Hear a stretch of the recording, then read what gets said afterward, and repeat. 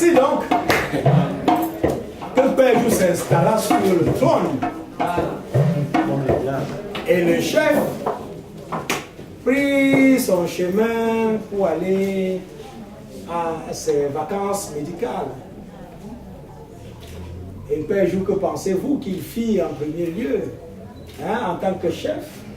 Il tâta bien comment le siège du chef était confortable, puis il s'éleva quand même pour faire le tour du propriétaire.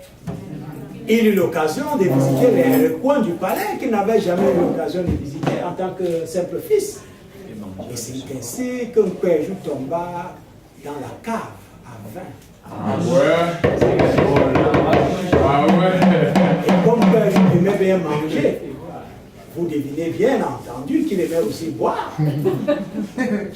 Père Jou s'est mis à goûter tous les vins fins que son père ne réservait qu'aux invités spéciaux. Il goûta du vin, il goûta du whisky, il goûta au champagne, il goûta à tout ce qu'il y avait là-bas. Mais que pensez-vous qu'il arriva en Père Jou pendant les 5 heures qu'il passa dans la cave? Bien entendu, il en sortit bien imbibé d'alcool. Et Père Jou content alla s'asseoir sur sa chaise et fit appel à tous ses amis. Et les amis vinrent et il continuait à boire. Et il passa tous les autres jours à boire et à manger. Et il était content.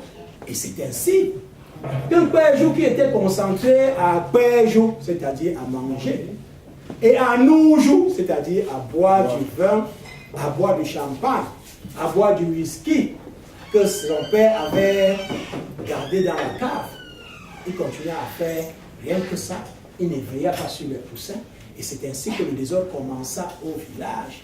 Ceux qui se bagarraient venaient parfois lui poser leurs problèmes. Mais le Père Jou n'était préoccupé que par son ventre. Père Jou n'avait pas l'énergie pour résoudre les petits problèmes des petits villageois. C'est ainsi qu'une partie du village se coupa même. Il y a même une guerre entre les membres du village dans une partie du village. Même Père Jou n'était même pas au courant de ça.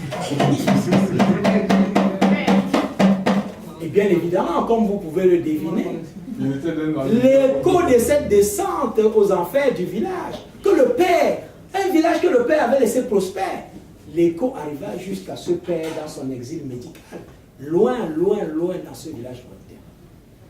Bien que le chef, le père, n'avait pas retrouvé sa santé, il ne pouvait pas quand même laisser son héritage aller à volo comme ça. Il insista et il retourna tout de suite au village. On continue avec la chaise du chef.